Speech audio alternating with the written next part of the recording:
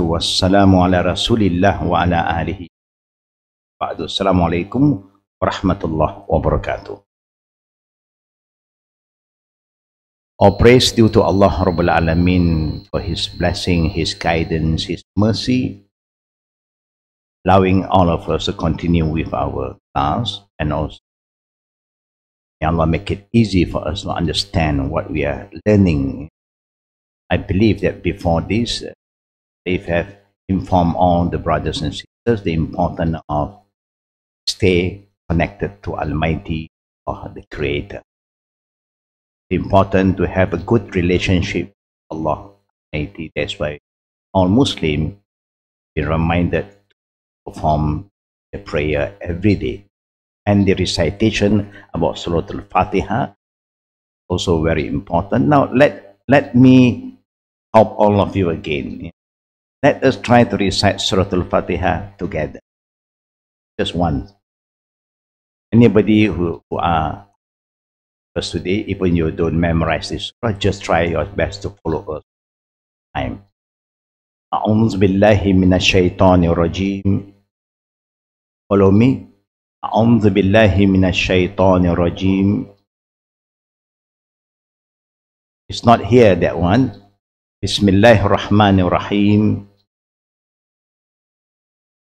Alhamdulillahi Rabbil Alameen. Ar-Rahmanir Rahim. Maliki Yawmiddin. Iyyaka na'budu wa iyyaka nasta'in. Ihdinas siratal mustaqim. Siratal ladzina an'amta 'alaihim ghairil maghdubi 'alaihim waladdallin.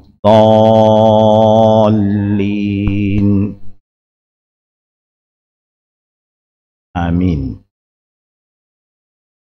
Now the ayah of A'udzu billahi minash shaitanir rajim is not here, yeah? Because this is one of the ayah of the Quran, but it's not one of the ayah of Surah Al-Fatiha. That's why they do not highlight surah.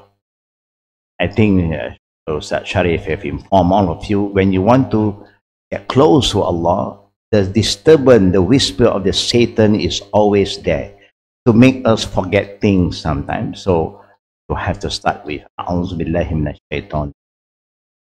Seek refuge, protection from Almighty Allah, the all-knowing, the all-hearing, from the disturbance, the whisper of the Satan. The Satan will try to divert our attention. So that's why we keep on asking Allah for protection. We say Bismillah. I think he have shared with all of you. It's a very powerful word. Even when you want to take wudu for purification, the Prophet ﷺ said, no purification or wudu without saying Bismillah.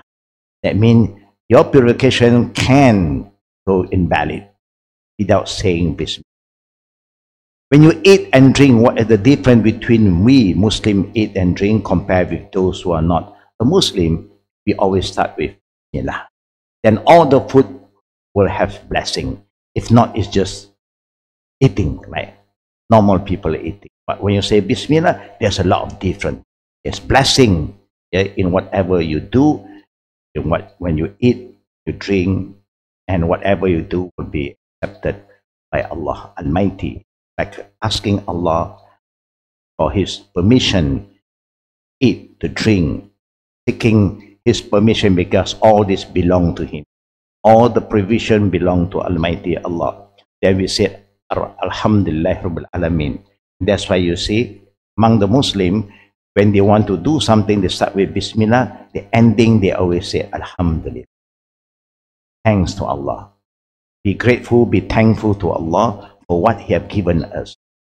This is very important. That's why it's a very powerful word that you always show gratefulness to whoever helping you. Anybody gives you something, thank you, Alhamdulillah. Best word is to say Alhamdulillah, to show your gratitude. If you are thankful to Allah, you'll be very thankful to the creation of Allah, and then you'll find there's a lot of good feeling that you develop among yourself. Like a husband, the wife is serving the husband, and the husband will say, thank you, Alhamdulillah, all praise due to Allah. How do you feel when people say thank you to you? Feel good. This is why these few ayah are very powerful. Ar-Rahman Ar-Rahim. All the meaning, you can just go and try to memorize it as soon as possible. It will give you very different feeling when you are reciting Fatiha. Especially when you come to this, the middle one, the fifth one, Iyyaka na'budu wa iyyaka nasta'in, telling us about the importance now for us to submit to Almighty Allah, that to you alone we worship. Now, why we use the word we? Yeah? We don't use the word I worship. Why do you use we? To remind us as a Muslim, when you pray for everybody. You represent everybody.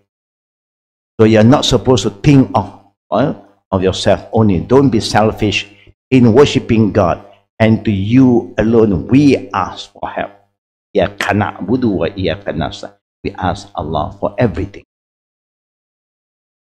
And the most important thing for us to ask, if you look in this ayah, the most important thing for us to ask, whether you're rich, poor, whether you are healthy, you are sick, is you ask for guidance. Everything must be guided. You want freedom, freedom must be guided. Anything you do in life, there must be some kind of guideline. And this is one of the powerful prayer that when you are guided, whatever you do will be safe. There will be peace. Because you don't cause unrest to yourself, you don't cause unrest to others. Then you'll find peace. When you have the peace, this is what Islam promotes. So, peace will only come when you have the inner peace. And peace belongs to Allah. So when peace belongs to Allah, Allahumma antas salam, O you are peace, O Allah, wa minkas salam, and peace come from you. So we ask Allah for guidance. The paths of those upon whom Allah have bestowed favor, like the prophets, the righteous people, the siddiqeen, the shuhada, not of those who have evoked your anger or those who are turned astray. Who are the one who Allah is very angry at? Those who know what is right and what is wrong, but they twist and turn and mix up everything and they conceal what is right.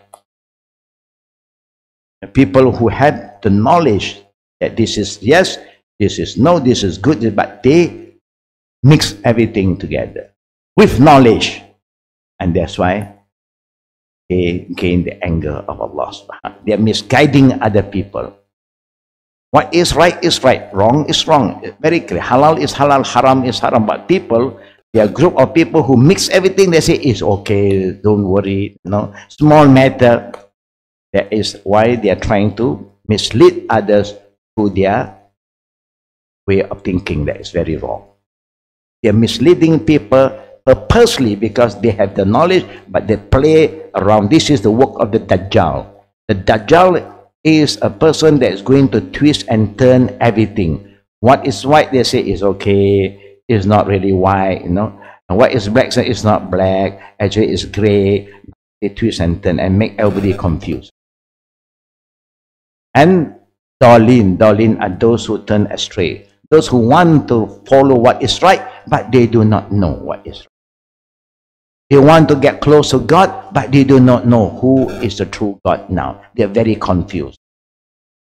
That is the Dalil. Now let us go back to our subject. Yeah? The thing that we have to focus on today is about purification. Now the difference between Islam and other religion is up to you. How do you want to pray? Up to you. No? When do you want to pray? Up to you. Is up to you. In Islam, it's not up to you. In Islam, it's up to God, who created us to know Him, to serve Him, and to worship Him. And He wants you to pray. And he fixed the time for you to pray. He never said, up to you, your time. No, no, no, no, my time. Inna salata kana alal mu'minina kitaban mawquta. Indeed, the time of prayer is fixed by Almighty Allah for the believers. Why? Because He wants to discipline us. If He give you your right to choose anything, you don't know what's going to happen. You know what's going to happen. I'll choose. Even fasting month, if Allah say, up to you to fast. Okay, I choose a month. If I'm not staying here, I'm staying in Europe, I choose winter. Winter time, I fast. Summer cannot. Summer days too late.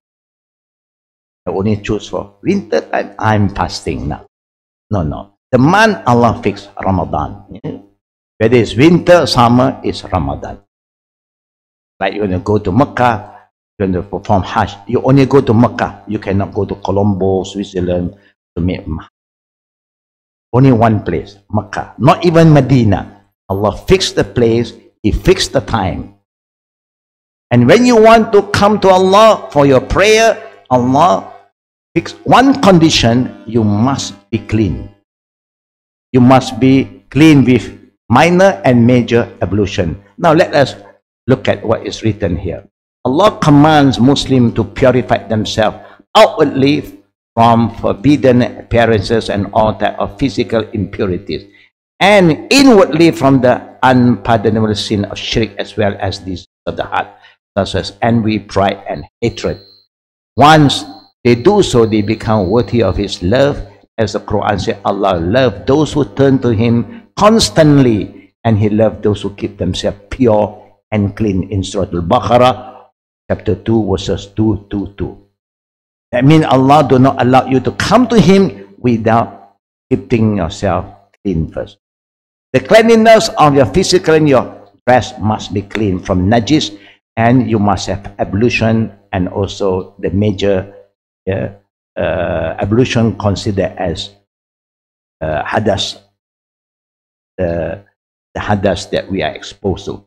Now, Allah also command them to purify themselves prior to standing before Him in prayer. If man generally clean himself and put on his finest clothes before meeting a person who was a worthy position of authority, such as being a king or president, then surely he or she has to do so before standing before the king or the queen or the or anybody in authority. Just show respect. It's a matter of discipline. Yeah?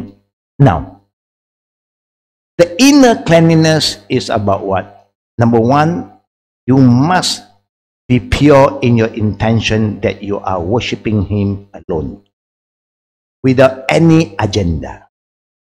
No hidden agenda, except purely, oh Allah, I'm here sincerely to worship You, not because I'm forced to.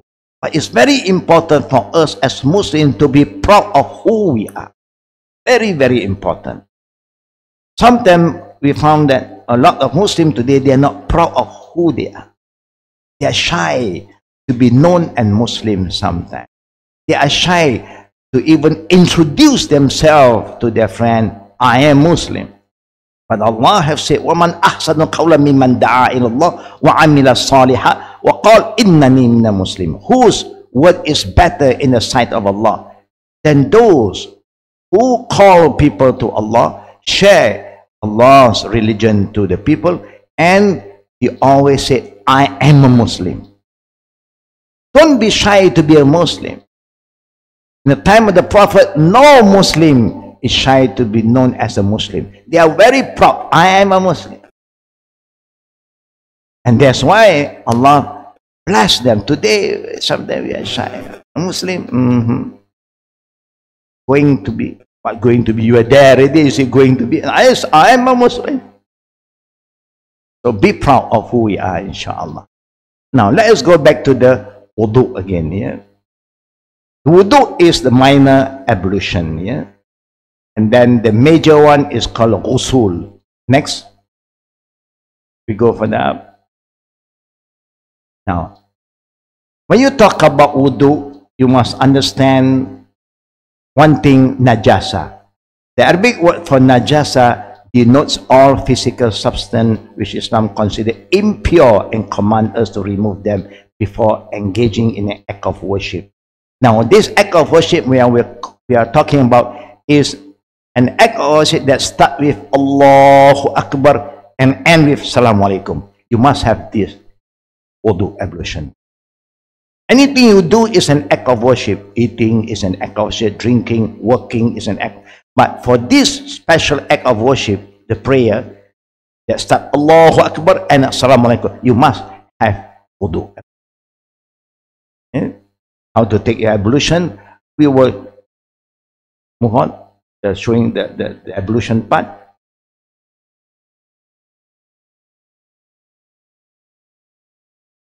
Now, the ritual impurity, hadas. Ritual impurity, hadas, refer to the state of intangible uncleanness that prevent a Muslim from offering a prayer until he remove it. It's not physical like najasa, normal najasa. This ritual impurity can be removed by performing the partial ablution, wudu, or a full ghusl, taking a religious bath, using pure water. Pure water is water that has not been in contact with any physical impurity that might otherwise change its color, taste, or smell. If he perform wudu, then he can perform as many prayers as he wishes, as long as he do not break. That means if you take your ablution morning, example, and that you did not do anything to invalid that wudu, the noon prayer, you can continue with the prayer without renewing your ablution. And if you can still continue until late evening, you can still use the same ablution to perform your prayer. One, you invalid. Anything comes up from front and behind, it invalid your ablution. Then you have to renew it again. Now, I want you to focus on the ritual of ghusl first. Move on the ghusl. That is the major one. Now, what we have to know about wudu? Take the ghusl. Now, why we have to take this full ablution? Number one, ejaculation with pleasure by any means while asleep or awake. Even you have a dream and a wet dream, then you have to have a ghusl. Sexual intercourse, menstrual blood and postnatal bleeding for the sisters. These are the reason for that. Now, how to do this? The Prophet sallallahu alaihi wasallam, stop there. The Prophet, so I show you here. The Prophet, if having any relation with a wife or anyone who have wet dreams, then you go to the washroom. Now, in the time of the Prophet, we know the Prophet don't have pipe like today. You can just on, and then all the shower, the water is going to come. No, you have to take the water from the well and bring it back to your room. You may be in your house, in your private room. They may have one area that you have identified to be a washroom.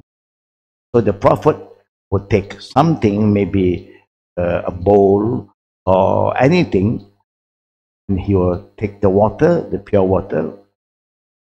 He have brought it from the well. Maybe they put in a basket. Then the Prophet ﷺ will wash his private part with his left hand. Wash it and then use the water to clean it. And one is sure that it's clean.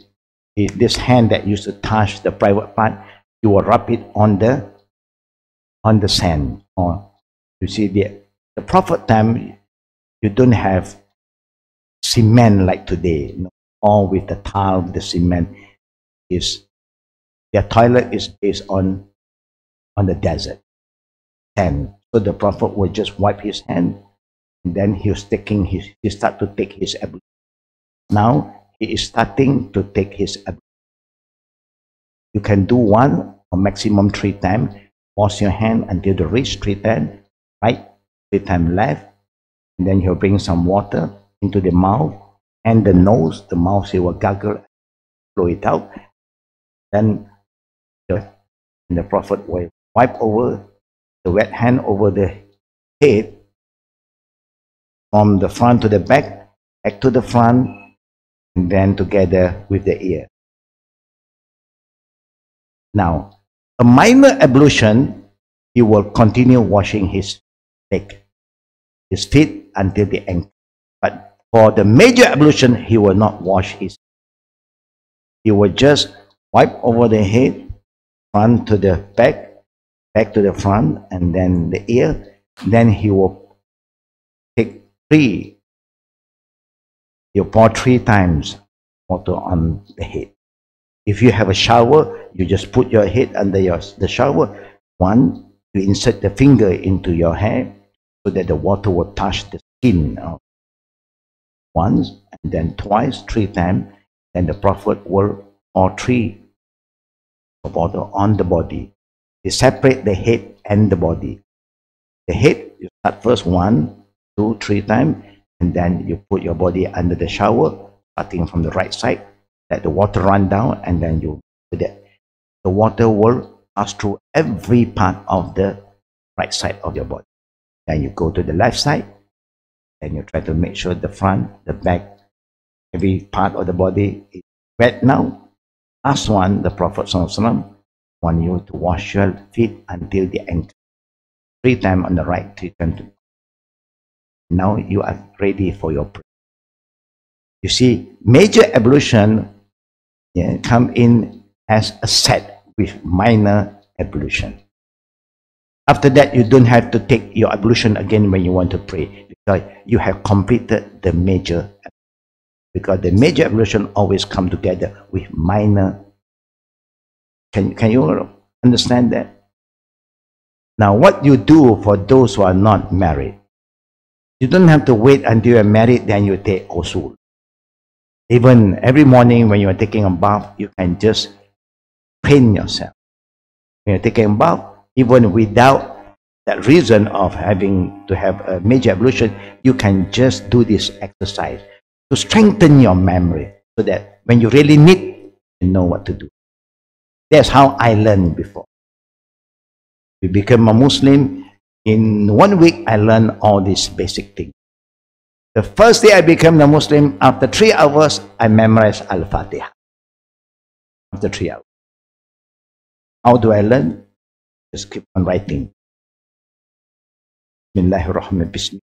How you recite Bismillah, up to you. As long as the word come out, Bismillah.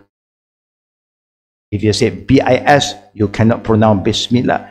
If you can pronounce B-E-A-S-T, B-E-A-S-T, bis, no problem. The important thing, the sound come out. Yeah? Like when I teach people to recite the Malay word Selamat, I put S-E-L-A-M-A-T. I'm teaching an Australian brother. He cannot pronounce Selamat if you use this writing. S-E-L-A-M-A-T cannot be Selamat. Maybe is it Salamat. Because M-A-T for them is mat. So I write another word. S-I-R, sir. L-A, la, M-U-D, mat, salamat. Now he pronounced it correctly. So the writing is up to you. You don't have to worry. The important thing for the beginners, you just have to work up to develop the sound first. To write your own letter. Long as the sound comes out, then you are on the way. That's how I start. 3 hours, I memorize Fatiha. Right or wrong, I don't know. But then I get a good Muslim to listen to me. Then they will correct, they adjust. All the tone, tuning, and they'll start to adjust and how to do. Now, so now you know what to do when you have a major ablution. Whether you have relation with husband and wife, then the next morning you have to take your major ablution. Okay? Any question about that?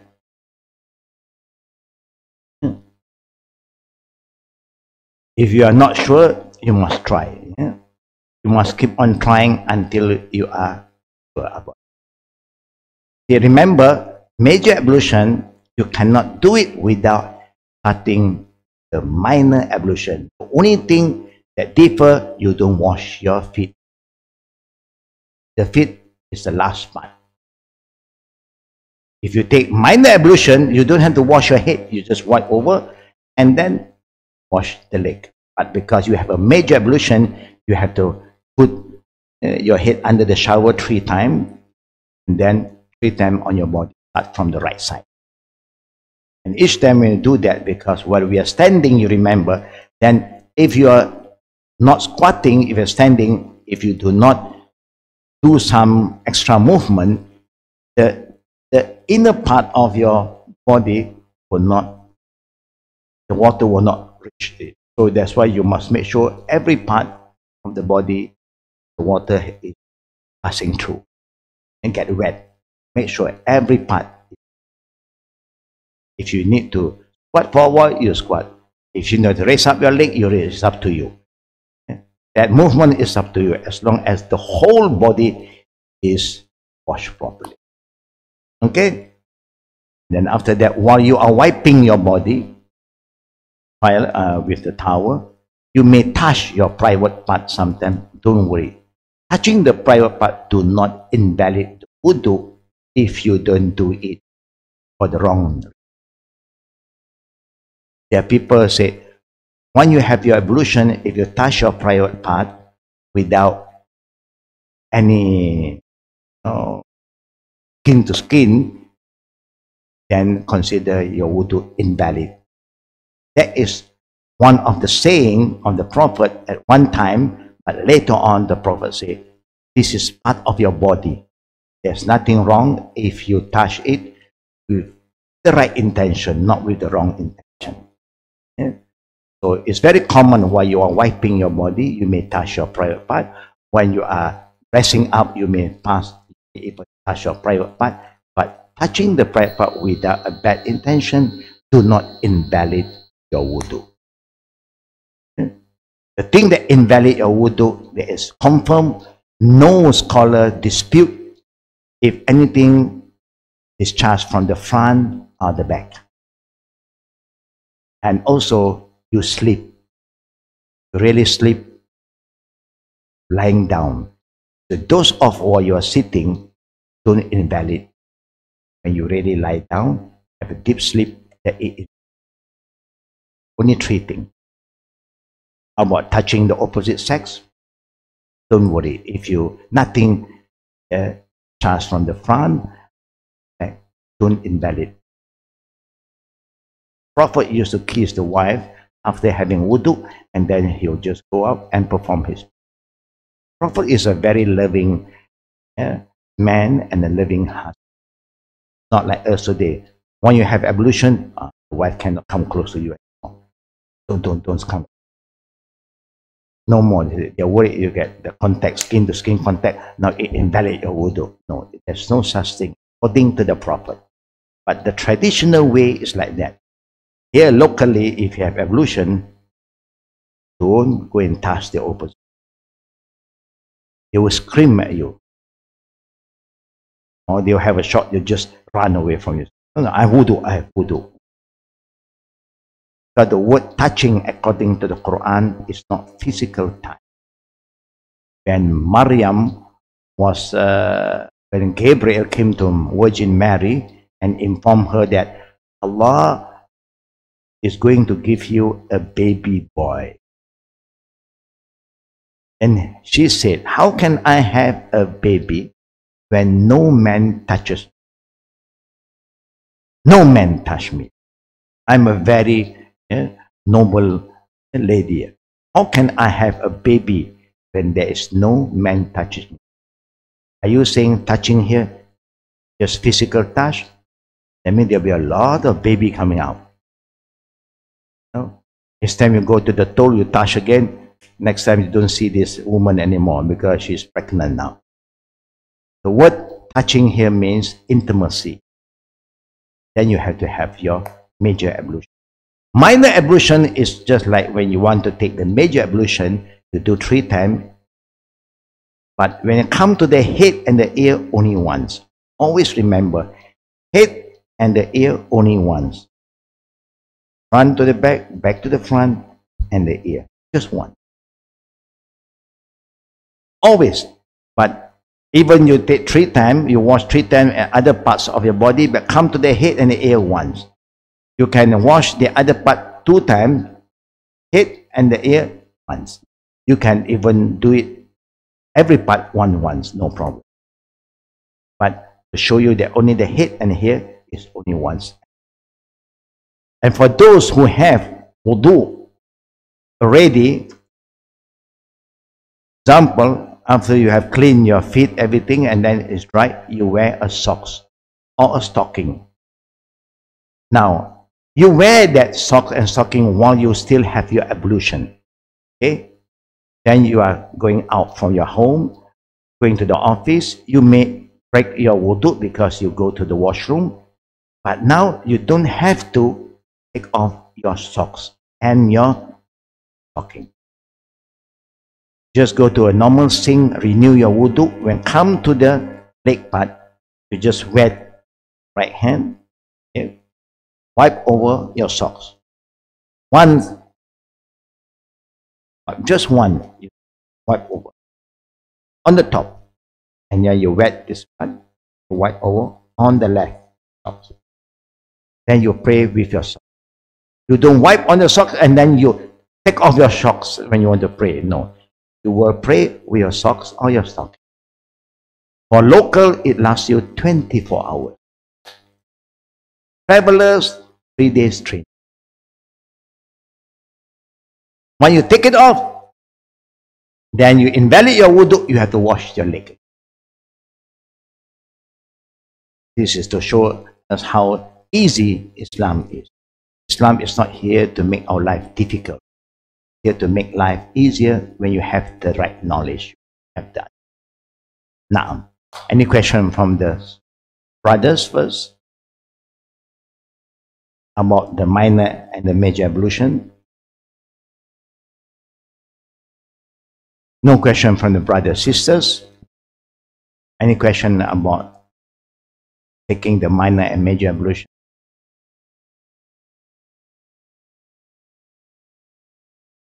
Yeah, the sister is going to ask the mic.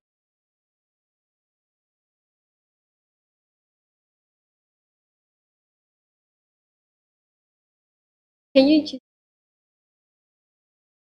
bring ghusl? It's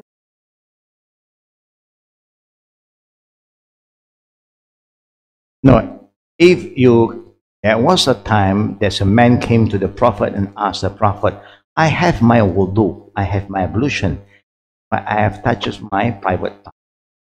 So the Prophet looked at this man and said, go and renew your ablution. Okay? Then later on, another guy came to the Prophet and asked the Prophet the same question. I was having my ablution, but I have touched my private part. What should I do? Prophet looked at him, it's part of your body. So what you have to do? But you touch under part of your body, what do you do? After wudu, you put your hand here, you may put your hand here. For what you do? You want to renew again your wudu? Part of your body. Now why the Prophet here give 2 answers? The Prophet is a man that Allah gave him wisdom. He is very careful in answering questions. He look at the person first. Now, the first person so happened, he had a habit touching the private. So the Prophet want to discipline him, don't do this. This is. If you know where is Masjid India, you know where is Jalan Masjid India? Where is Jalan Masjid India? In the center of the town. In the Golden Triangle, where the Masjid Mosque, the Jalan Masjid India is there. There is an area a lot of Indian Muslims stay there. Indian Muslims normally they are so used to wear sarung. You know what is sarung? And they have a habit, they like to sit along the way and then they start to take up their leg and then they start to touch their private part. It's a habit. This kind of habit is very, very bad. Where the other guy who came to ask the Prophet know that he is a man of discipline. He didn't do it purposely. Then the Prophet said, this part of your body. So don't worry. Just carry on. It don't invalid your ablution. You understand that? Now the intention is also very important. It's like the Prophet said, even you touching the opposite sex will not invalid your wudu. But the Prophet never encouraged, and now you can go and touch their hand. You have to respect them, have to honor them too. But if they touches you or you touches them, then that touching purposely that you do it, sin, but it do not invalid. Thing that invalid your wudu very easy. Anything discharged from the front, back, and you have a deep sleep down, valid your. Okay, you are clear? I accidentally. No problem. Anything accidentally, alhamdulillah. Even purposely you do it, like purposely you hold the hand of a guy, it's not your mahram, it do not invalid. Only it's a sin for you to hold. Okay. So during the ghusl, when I was, it's okay to shampoo. You can do that. No problem. Now, I'll show you the best way out. You go in the washroom now, you know you want to take a ghusl, major ablution. You wash yourself first with shampoo, everything, clean everything. Now, the last part, before the ending, you want to make your major ablution. So you start by washing, taking your minor ablution, all the parts. You come to the head, here, and then you put your head and towel 3 times. Then the body, last one, you wash it. Then, no problem. Today we have extra water, that's why we can do that. For the time the Prophet, water is very limited. 1 pail of water, you are ready for your ghusl. Today I think we take more than 10 pails of water for our ghusl. In the time of the Prophet, sometimes this bottle, just 1 bottle, you can take ablution already. You can take wudu with it. Today I think our wudu is 1 pail. Because we have a lot of water to waste. But don't waste. Okay? Naam. Any other question from the other sisters? Yep.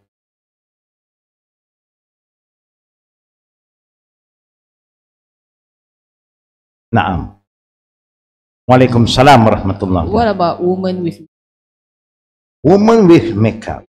You see, Allah is beautiful. He likes us to beautify ourselves in front of Him. But when you have makeup, when you want to take your ablution, you make sure that the makeup that you use do not stop the water from penetrating your skin. Maybe you have to clean it properly, then take your ablution again, and then you make up again. There's nothing wrong. But if just like a powder base that the water can just penetrate through, then there's no problem. No problem. Just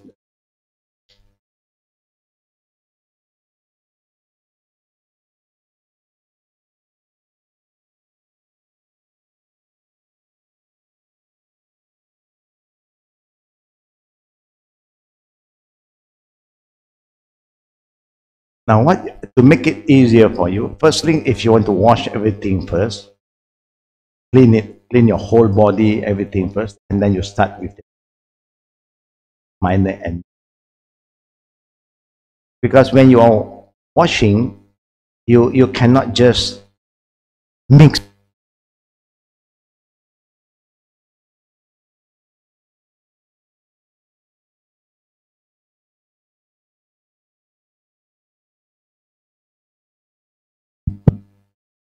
In minor or major ablution, one thing to be ittisal, to continue. When you are just shampooing your hair, to shampoo your head. after ending all that, that would be the best way. Whatever we do, the Islam Prophet way is like you continuous. You don't need to jump from here to there. No. You are cleaning, you want to shampoo everything, you shampoo everything, put your sabun, everything first. Now the last part of your picture. Now time of the Prophet, they don't have privilege. Same go to when there is no water. This is the last thing I add. Suddenly you are supposed to take your major ablution in the morning. Because last time has. Suddenly you go to the washroom, you open the tap, no water coming out. And you forget to store some water because you forget there was some information from the water department. In the water say no water tomorrow morning until 10 p.m. in example. So there is a time allow you to make dry cleaning. Dry cleaning for major ablution is just the same like minor ablution. Understand that? Dry cleaning means when a person don't have water to clean themselves, he just struck the tube of the palm here on the ground, on the dust, clean dust, right over. Pray. That's all you have to do. You don't have to dust the whole body. You know? It's like major ablution, you want to wash the whole body. But when it comes to using tayammum, dry cleaning, you don't go and dust your whole body. It happened in the time of the Prophet. One of the companions had that understanding. So he rolled himself down in the desert, and make sure the whole body is being dusted. But that is not the way of the Prophet. Just do it like normal one. Just one struck on the clean earth, and then you wipe your face and the back of your hand until the wrist. Darbatan wahid.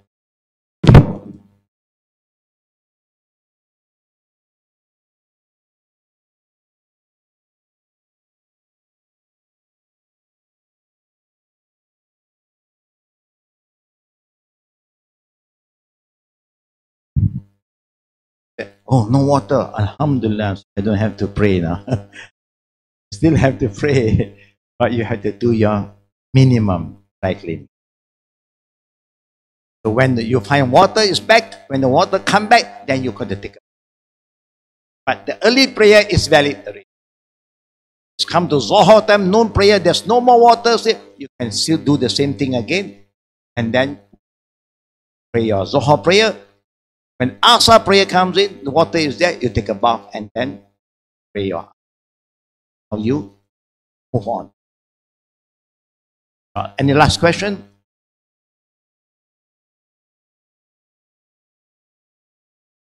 I think this kind of thing also takes some time for you to understand, especially for the beginners, because you hardly do this kind of cleansing. But just try your best, and then in the future, if you see us again, ask us whether what you do is how we improve. Now, seeking knowledge, one thing that you must know, don't be shy. Yeah? Kindness is part of Iman, but not in seeking knowledge. Thing that you do not know, ask. When Aisha radiallahu anha, when it comes to all this Islamic ruling, we are not shy to ask. Even about bedtime, everything. Don't be shy for the wrong reason. Then you get a lot of good information. Allah bless us, may guide us. See you. So we are going to pray our Zohar now, so you can take your ablution, get ready for our Zohar prayer. Good for us to learn how to proper manner. We get ready for our Zohar prayer. Subhanakallahumma bihamdika. Recite this prayer with me together. Subhanakallahumma wa bihamdika Asyhadu an la ilaha illa anta astaghfiruka wa atubu ilaik. Assalamualaikum warahmatullahi wabarakatuh. We try to organize ourselves.